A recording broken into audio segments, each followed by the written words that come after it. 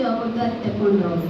ಯಾವುದೇ ರೀತಿ ಕೊರತೆ ಆಗ್ಲಾರ್ದಂಗೆ ಮಕ್ಕಳಿಗೆ ನೋಡ್ಕೊಂಡಾಗೂ ಕೂಡ ಮಕ್ಕಳಲ್ಲಿ ಪೋಷಕರು ನೋಡಿ, ಒಂದು ಕೈಯಿಂದ ಚಪ್ಪಾಳೆ ತಟ್ಟಲು ಹೇಗೆ ಸಾಧ್ಯವಿಲ್ಲವೋ ಒಬ್ಬರಿಂದಲೇ ಏನು ಮಾಡಕ್ಕೆ ಸಾಧ್ಯ ಇಲ್ಲ. ಇಲ್ಲಿ ಪಾಲಕರು, ಪೋಷಕರು ಮತ್ತು ವಿದ್ಯಾರ್ಥಿಗಳು. ಯಾಕೆ ಈ ಸಲ ವಿದ್ಯಾರ್ಥಿಗಳಿಗೆ ನಾವು ವಿಶೇಷ ಒತ್ತು ಕೊಡ್ತೀವಿ? ಇದೇ ಸಲ ಅಲ್ಲ, ಪ್ರತಿ ಸಲನೂ ಒತ್ತು ಕೊಡ್ತೀವಿ.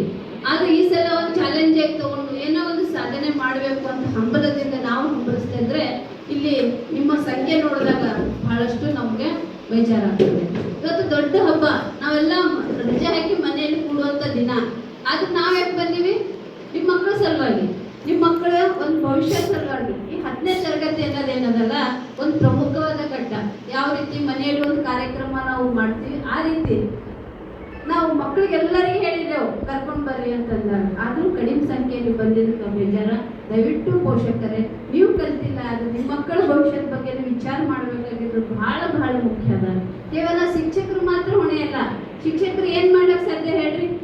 ಒಂದು 40 ನಿಮಿಷ ನಮ್ಮ ಕೈಗೆ ಎಷ್ಟು ಸಾಧ್ಯನೋ ಅಷ್ಟು ನಾವು ಅದನ್ನು ಒಳ್ಳೆ ಮಾರ್ಗದರ್ಶನ ಕೊಡ್ತಿದ್ದೇವೆ. ಆದರೆ ಇವತ್ತಿನ ದಿನಮಾನದಾಗ ನಾವು ಘಟನೆಗಳನ್ನು ನೋಡಿದಾಗ ತುಂಬ ಭಯ ಮತ್ತು ಆತಂಕ ನಮಗೂ ಕೂಡ ಆಗ್ತದೆ. ಅದಕ್ಕಾಗಿ ನಾನು ಪೋಷಕರಿಗೆ ಹೇಳೋದು, ನಿಮ್ಮ ಎಷ್ಟೇ ಸಮಯ ಇರಲಿ ಅದನ್ನು ನಮ್ಮ ಶಾಲೆಗಾಗಿ ಸ್ವಲ್ಪ ಮೀಸಲಿಡಿ, ಬರ್ರಿ. ಇವತ್ತು ತಮ್ಮ ಒಂದು ವಿಷಯವನ್ನು ಎಲ್ಲ ಶಿಕ್ಷಕರು ಮಾತಾಡ್ತಾರೆ, ಕೇಳಿ ನಿಮ್ಮ ಮಕ್ಕಳದೊಂದು ಫಲಿತಾಂಶ ಏನು ಮಾಡಬೇಕು ಏನಿಲ್ಲ.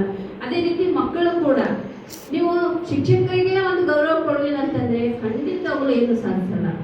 ನೀವು ಬಹಳಷ್ಟು ನೀವು ಏನು ತಿಳ್ಕೊಂಡ್ರೆ ಗೊತ್ತಿಲ್ಲ. ನಮಗಂತೂ ಬೇಜಾರು ಭಾಳ ಆಗ್ಬೇಕಂತದ. ಯಾವಾಗ ನಾವು ಬರ್ದು ಕೊಟ್ಟು ಮನೆಗೆ ಹೋಗ್ಬೇಕು ಅನ್ಸ್ಲಾಗ್ತದ. ಆದರೆ ಸರ್ ಮಾಡುವಂಥ ಒಂದು ಮಾತು, ಅವ್ರು ಮಾಡುವಂಥ ಕೆಲಸ ನೋಡಿದಾಗ ಅವ್ರು ಅಷ್ಟೊಂದು ಜವಾಬ್ದಾರಿ ತೊಗೊಂಡಾರೆ ಅಂದಾಗ ನಾವ್ಯಾಕೆ ಎಷ್ಟು ಜವಾಬ್ದಾರಿ ತೊಗೋಬಾರ್ದು ಅಂತ ನಾವು ಬಹಳಷ್ಟು ಹೇಳ್ಕೋಬಾರ್ದು. ಯಾಕಂತಂದರೆ ನಿಮ್ಮ ಮಕ್ಕಳ ಸಲುವಾಗಿ ನಾವು ಇಲ್ಲಿ ನಿಂತು ಇವು ಕೆಲಸ ಮಾಡ್ಲಕತ್ತೀವಿ. ಅದಕ್ಕೆ ಪೋಷಕರೇ ಆದ್ರೂ ಕೂಡ ತಮ್ಮ ಒಂದು ಸಮಯಕ್ಕೆ ಮಹತ್ವ ಕೊಡ್ರಿ. ನೀವೇ ಕೊಡಲಿಲ್ಲ ಅಂದ್ರೆ ಮಕ್ಳು ಹೆಂಗೆ ಕೊಡ್ತಾರೆ ಹೇಳ್ರಿ? ನಾವು ಕೊಟ್ಟಿದ್ದು 10 ಗಂಟೆ, ಈಗ 12 ಆಗ್ಲಕತ್ತದ. 2 ತಾಸು ಅಂದ್ರೆ ಏನು ಅಂದರೆ ಬೇರೆ ಎಷ್ಟೋ ಕೆಲಸಗಳು ಕೂಡ ಎಲ್ಲರಿಗೂ ಇರ್ತಾವೆ, ವೈಯಕ್ತಿಕವಾಗಿ ಕೆಲಸಗಳು ಇರ್ತಾವೆ. ನಿಮ್ಮ ಮಕ್ಕಳ ಕಲಿಕೆ ಬಗ್ಗೆ ಕಾರ್ಯಕ್ರಮ ಇಲ್ಲಿಗೆ ಮುಗಿಸ್ತೀನಿ. ಜೈ ಹಿಂದ್, ಜೈ ಕರ್ನಾಟಕ.